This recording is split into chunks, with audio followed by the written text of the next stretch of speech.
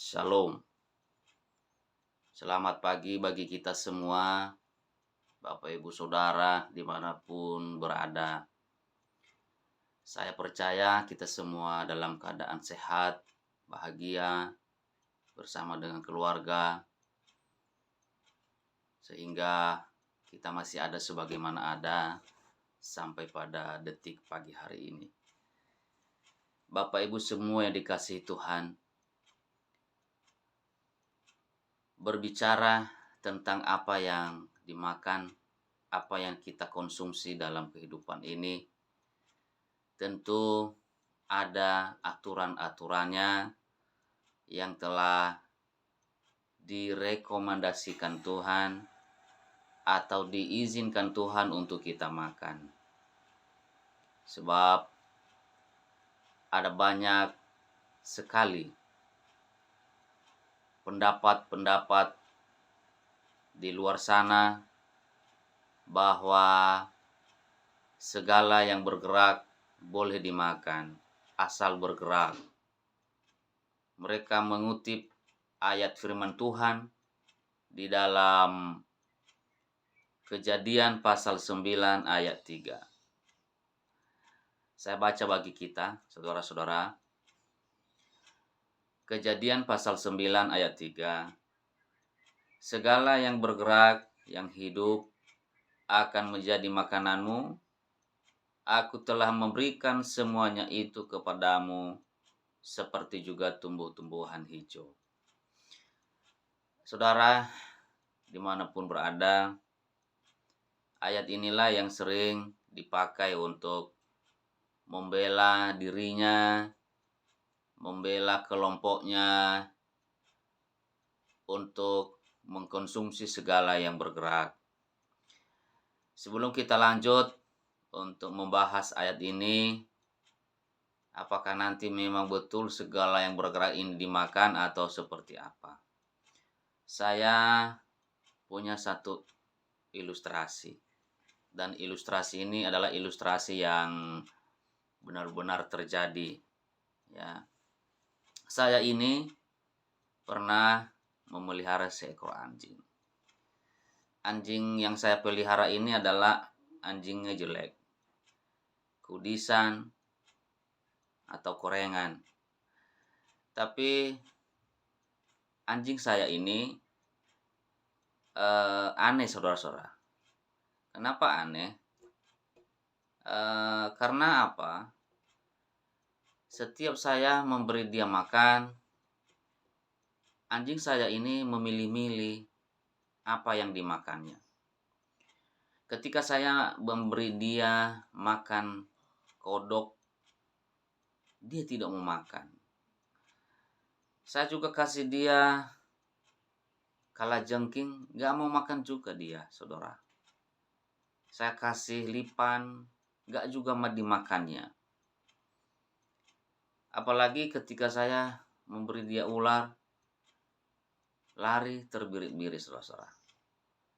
Nah, anjing saya ini, yang aneh ini, yang jelek, yang kudisan ini, dia tidak mau memakan sembarangan. Ya, saudara, anjing yang kudisan, yang aneh, yang kurus, yang jelek ini saja memilih-milih makanan yang hendak dimakannya.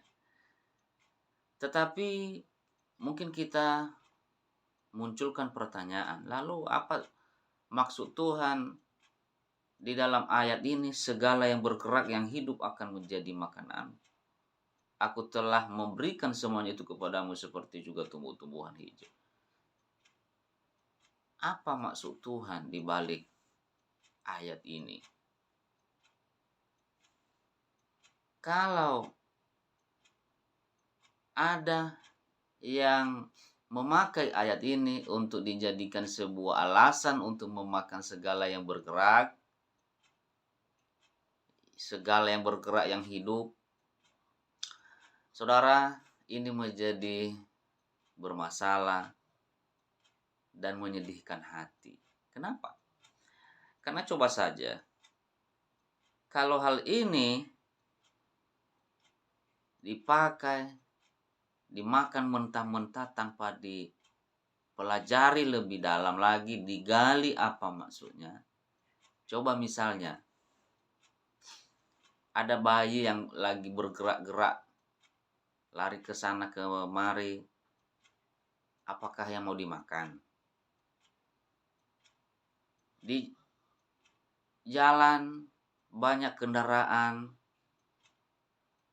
yang sedang melaju menuju ke tempat dan pulang ke rumah, apa ya dimakan juga?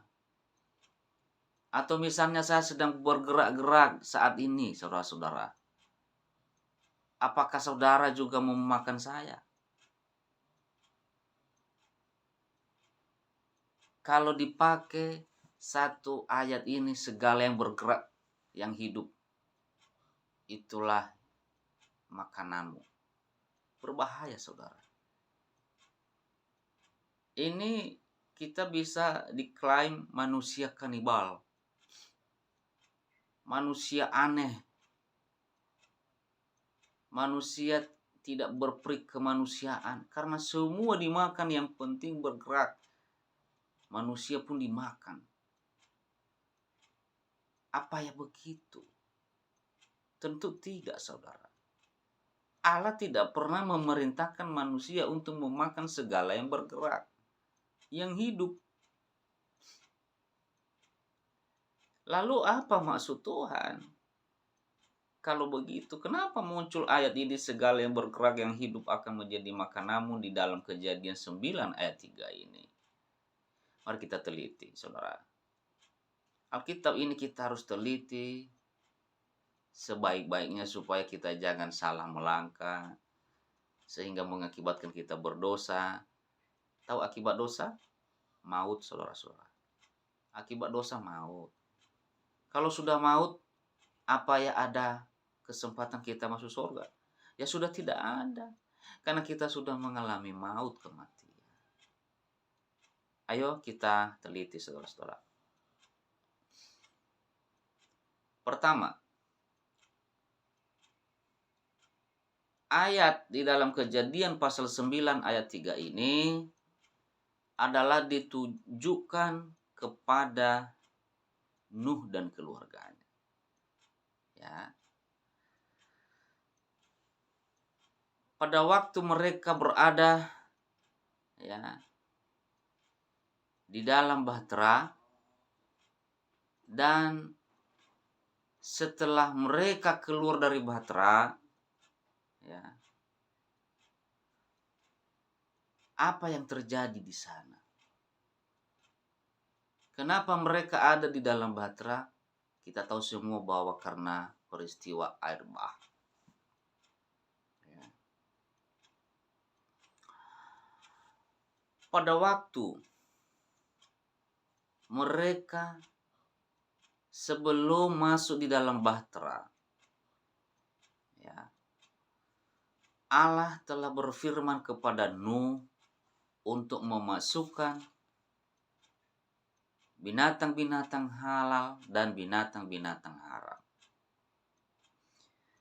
Binatang-binatang haram Allah memberikan perintah kepada Nuh untuk memasukkan hanya satu pasang saja. Sementara binatang halal 7 pasang banyaknya.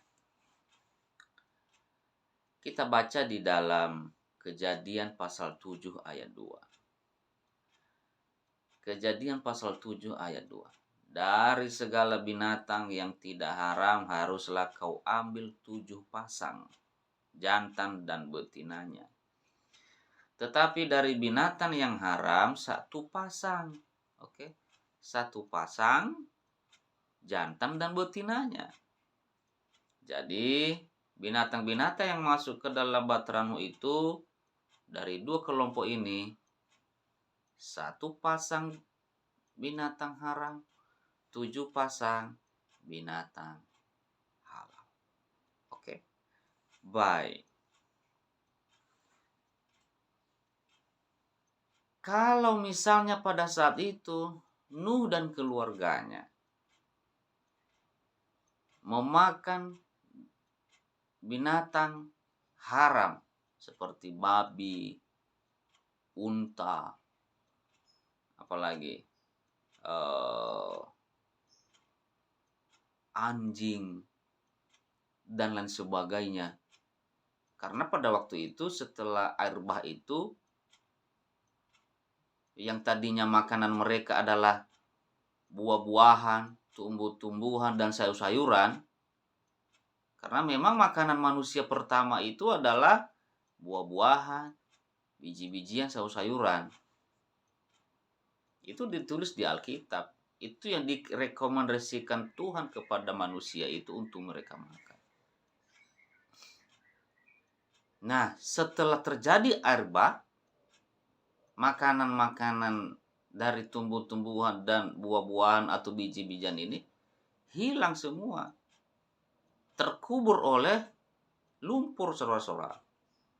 Lalu Tuhan mengizinkan manusia ini, Nuh dan keluarganya, memakan binatang-binatang yang halal, saudara. Ya. Binatang-binatang yang halal. Sebab kenapa? Coba perhatikan. Kalau saja misalnya Nabi Nuh dan keluarganya memakan binatang haram saat itu, contohnya itu tadi yang saya bilang dari awal, mereka makan babi, daging babi. Saya pastikan sampai sekarang nggak ada daging babi, atau tidak ada babi, baik babi hutan maupun babi peliharaan, nggak akan ada. Kenapa? Karena sudah dimakan oleh Nabi Nuh. Karena tadi yang disuruh Tuhan Nuh masukkan ke dalam bahtera itu hanya satu pasang. Jadi nggak mungkin mereka makan. Ya, dari sini kita sudah tahu bahwa Nabi Nuh, hamba Allah yang takut akan Tuhan itu, tidak memakan daging babi. Satu contoh lagi, kalau misalnya Nuh dan keluarganya memakan daging anjing pada waktu itu, tidak mungkin juga sampai sekarang ada anjing, saudara-saudara. Nggak mungkin ada anjing yang saya pelihara tadi yang jelek itu, yang memilih-milih makanannya. Nggak mungkin ada, karena sudah dimakan. Tapi nyatanya sampai sekarang ada peliharaan anjing, ada B2 atau babi, dan lain sebagainya. Oke ya. Jadi dari yang tadinya makanan manusia ini tidak bergerak, karena tumbuh-tumbuhan itu dan sayur-sayuran itu tidak bergerak, saudara. Sementara binatang-binatang ini bergerak. Jadi dari yang tidak bergerak menjadi bergerak. Makanya disebut dia segala yang bergerak yang hidup. Karena yang Tuhan telah rekomendasikan manusia makan adalah hanya daging binatang yang halal. Ya. Makanya ada Imamat pasal 11 dan Ulangan pasal 14. Di situ ada penentuannya. Binatang-binatang yang mana atau hewan-hewan yang mana, baik di darat maupun di laut, yang boleh dimakan dan yang tidak boleh dimakan. Tuhan sayang dengan manusia. Ya. Jadi biarlah kita ini memahami mana yang benar sesuai Alkitab atau mana yang Tuhan perintahkan. Bukan apa yang kita mau. Ya. Tuhan memberikan kita makanan yang sehat. Ya. Mungkin Anda bertanya, apa makanan manusia yang direkomendasikan Allah kepada manusia pada awalnya? Alkitab mencatat. Kita baca di dalam Kejadian pasal 1 ayat 29. Kejadian pasal 1 ayat 29. Berfirmanlah Allah, lihatlah, aku memberikan kepadamu segala tumbuh-tumbuhan yang berbiji di seluruh bumi, dan segala pohon-pohonan yang buahnya berbiji. Itulah yang akan menjadi makananmu. Saudara, inilah makanan pertama manusia yang direkomendasikan oleh Tuhan untuk manusia makan. Manusia siapa? Manusia pertama itu Adam dan Hawa. Yaitu apa? Buah-buahan dan biji-bijian. Mereka belum diperkenalkan Tuhan untuk memakan daging-daging saat itu. Makanan yang direkomendasikan Tuhan yang pertama sekali adalah buah-buahan dan biji-bijian. Inilah makanan kelas pertama yang sehat, ya.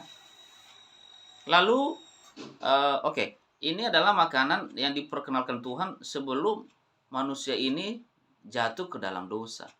Ini makanan Eden, saudara. Makanan di Eden yang sehat. Ini pasca mereka belum jatuh dalam dosa. Kemudian, apalagi yang diperkenalkan Tuhan kepada mereka makan saat itu? Kejadian pasal 3 ayat 18. Semak duri dan rumput duri yang akan dihasilkan bagimu, dan tumbuh-tumbuhan di padang akan menjadi makananmu. Tumbuh-tumbuhan dan sayur-sayuran, inilah yang juga Tuhan perintahkan untuk manusia makan saat itu. Ini pasca setelah manusia itu jatuh dalam dosa. Lalu kita mencatat rumput duri yang dihasilkan bagimu. Ini akibat daripada dosa mereka yang mereka lakukan. Makanya sampai sekarang ada duri, ada tumbuh-tumbuhan hijau. Kalau Alkitab katakan tumbuh-tumbuhan hijau di padang. Karena dulu belum ada sistem pertanian, perkebunan. Makanya kita sebut sekarang sayur-sayuran karena ditanam di perkebunan kita, di lahan kita, di sawah kita dan sebagainya. Ya. Jadi yang direkomendasikan Tuhan untuk manusia makan adalah sayur-sayuran. Yang pertama tadi buah-buahan, biji-bijian. Itu yang kedua sayur-sayuran. Makanya kita harus banyak makan sayur supaya sehat tubuh kita. Karena itu jauh lebih sehat. Barulah diperkenalkan oleh Tuhan manusia ini makan daging itu pun daging yang halal. Yang ditulis di dalam Imam pasal 11 itu. Yaitu pasca setelah air bah. Ya.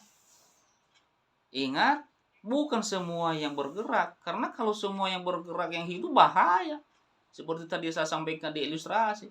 Saya bergerak-gerak, apakah ya saudara mau makan? Saya kan hidup, saya bergerak. Kan nggak mungkin. Jadi tujuan dan maksud Tuhan di dalam ayat Kejadian pasal 9 ayat 3 tadi, segala yang bergerak yang hidup itu menjadi makananmu, adalah dari makanan yang tidak bergerak, yaitu tumbuh-tumbuhan, buah-buahan, biji-bijian tadi itu, ke yang bergerak, tapi yang halal. Karena sekali lagi, kalau sampai pada waktu itu Nabi Nuh dan keluarganya memakan daging binatang yang haram yang disuruh Tuhan satu pasang dimasukkan di dalam baterai itu, tidak mungkin sampai sekarang ada daging B2 karena sudah dimakan oleh Nabi Nuh saat itu dan keluarganya. Tidak mungkin sampai sekarang ini ada anjing karena sudah dimakan oleh Nusa dan keluarganya saat itu. Tapi nyatanya masih ada. Jadi itulah pengertiannya dari Kejadian pasal 9 ayat 3 yang dimaksud. Semoga kita bisa memahaminya dan meninggalkan yang lama dan melakukan yang baru sesuai firman Tuhan. Kita harus ke surga. Haleluya. Amin.